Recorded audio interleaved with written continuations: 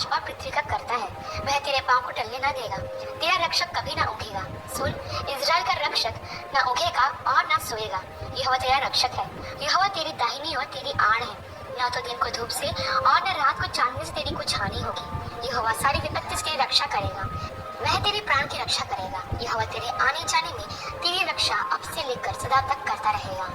प्रियो, सबसे पहले मैं आपको यह बताना चाहती हूँ कि यह भजन पवित्र आत्मा की अगुवाई में विपत्ति के समय सहायता के लिए परमेश्वर पर भरोसा रखने के संबंध में लिखा गया है। इस भजन को किसने लिखा उसके बारे में बाइबल हमें कुछ नहीं बताती, लेकिन हम यह विश्वास करते हैं कि इस भजन का हर एक वचन पवित्र आत्मा की सहायता से लिखा गया है, जो हमें परमेश्वर पर भरोसा रखना सिखाता है। इस भजन को यात्रा का गीत कहा जाता है, जो संभवतः उस समय लिखा गया था जब इज़राइल के कुछ लोग पर्व मनाने के लिए यरूशलेम जा रहे थे। उस समय भक्त यहूदी जब अपने घर से बाहर निकलते थे या कहीं से घर वापस आते थे तो वे इस भजन से कुछ अंश को जरूर पढ़ा करते थे। वैसे ही आज कई विश्वासी भी अपनी यात्रा शुरू करने से पहले इस भजन को पढ़ते हैं या फिर प्रार्थना में इस भजन के कुछ वचनों को दोहराते हैं। ये भजन जितना उस समय आशीषित था वैसे ही आज के समय में भी आशीषित है, और इसलिए आज भी कई विश्वासी इस भजन के द्वारा परमेश्वर की आशीष को प्राप्त कर रहे हैं। मैं इस भजन के द्वारा आपको 3 महत्वपूर्ण बातों को सिखाना चाहती हूँ। इसमें सबसे पहली बात जो इस भजन के द्वारा हम सीख सकते हैं वो यह है कि परमेश्वर हमारा सहायक है। प्रियो, हम सभी को कभी न कभी मदद की आवश्यकता होती है, क्योंकि जब कोई संकट या विपत्ति हम पर आ पड़ती है तब हम मदद के लिए अपने मित्रों, रिश्तेदारों या परिवार वालों के पास जाते हैं या फिर उनसे मदद की उम्मीद करते हैं, क्योंकि हमें ऐसा लगता है कि हमारी मुसीबत के समय में यही लोग हमारी मदद कर सकते हैं, और इसलिए हमारी विपत्ति के समय हमें सबसे पहले यही लोग याद आते हैं। लेकिन इन भजन में भजनकार हमें एक बहुत ही महत्वपूर्ण सच्चाई को सिखाता है कि हमारी मुसीबत या संकट के समय में हमारा सच्चा सहायक या मददगार सिर्फ और सिर्फ परमेश्वर ही है। और इसलिए वो कहता है कि मैं अपनी आंखें पर्वतों की ओर उठाऊंगा, मुझे सहायता कहाँ से मिलेगी? मुझे सहायता यहोवा की ओर से मिलती है, जो आकाश और पृथ्वी का कहता है। इन वचनों में भजनकार पहाड़ों की ओर आंखें उठाने के लिए कहता है, क्योंकि पहाड़ ताकत और स्थिरता का प्रतीक है। वे आकार में बड़े, लंबे समय तक रहने वाले और अपरिवर्तनीय हैं। वैसे ही हमारा परमेश्वर भी जिसने पहाड़ों को बनाया है वह शक्ति और ताकत में उससे भी महान है। जब हमारे जीवन में मुसीबतें या परेशानी आती है तब हम नीचे की ओर देखते हैं। हमारा चेहरा मायूसी और हताशा के कारण झुक जाता है। उस समय हमारा सारा ध्यान हमारी परेशानियों और सभी समस्याओं पर होता है। लेकिन प्रियो, हमें नीचे की ओर नहीं देखना है। पहाड़ियाँ हमें याद दिलाती है कि हमें ऊपर की ओर देखना है, क्योंकि हमारी सहायता उस परमेश्वर की ओर से आती है जिसने उन विशाल और अड़िग पहाड़ को बनाया है। यहाँ भजनकार के कहने का तात्पर्य यह है कि जब हमारे जीवन में मुसीबत या परेशानियां आए तो हमें अपना ध्यान उन पर नहीं लगाना है, बल्कि उस समय हमें अपना ध्यान पहाड़ों से परे उस परमेश्वर की ओर लगाना है। इसने उन्हें बनाया है जो सब वस्तुओं का सृष्टि करता है, क्योंकि हमारी मदद उस परमेश्वर की ओर से ही आती है। जब हम अपनी आंखें परमेश्वर की ओर उठाते हैं तब परमेश्वर अपनी सहायता हमें प्रदान करते हैं। इसे भजन आगे इस तरह बताता भी है कि मेरी सहायता यहोवा की ओर से आती है, जो आकाश और पृथ्वी का करता है। प्रियो, यह कितनी अद्भुत और मनोहर बात है कि हमारी मुसीबत के समय में हमारी सहायता उस परमेश्वर की ओर से आती है जो आकाश और पृथ्वी का सृष्टि करता है। प्रियो, मैं आपको प्रोत्साहित करना चाहती हूँ कि जब भी आप किसी मुसीबत या परेशानी में हो तो उस समय अपने मित्र, रिश्तेदार या परिवार की ओर नहीं, सिर्फ परमेश्वर की ओर अपनी दृष्टि लगाना, क्योंकि मित्र, रिश्तेदार या परिवार वाले हमें धोखा दे सकते हैं और वो आवश्यकता पड़ने पर हमारी मदद के लिए भी आगे नहीं आएंगे। लेकिन हमारा जीवित परमेश्वर ऐसा नहीं है।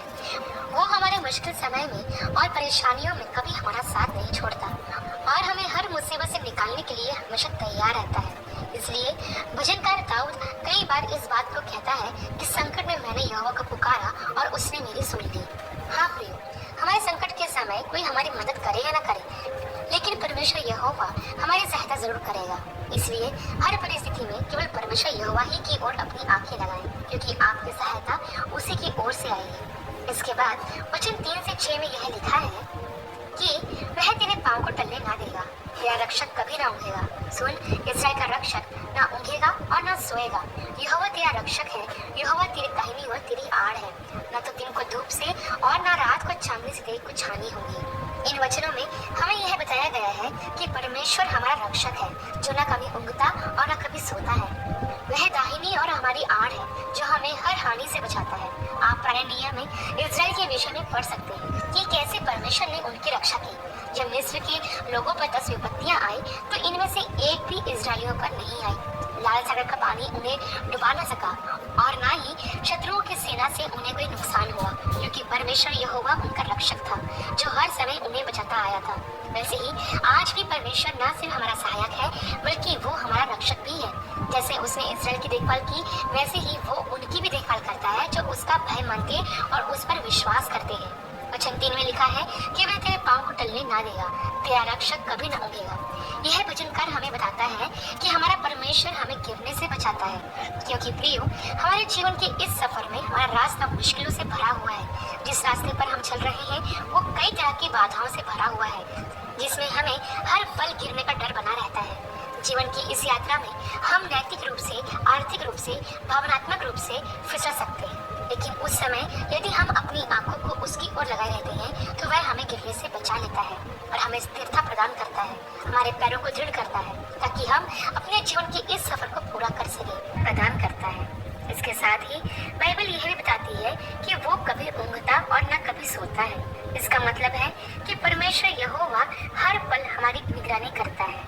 उसकी नजरें हमेशा हम पर लगी रहती है। एक पल के लिए भी वो अपनी नजरों को हमसे नहीं हटाता।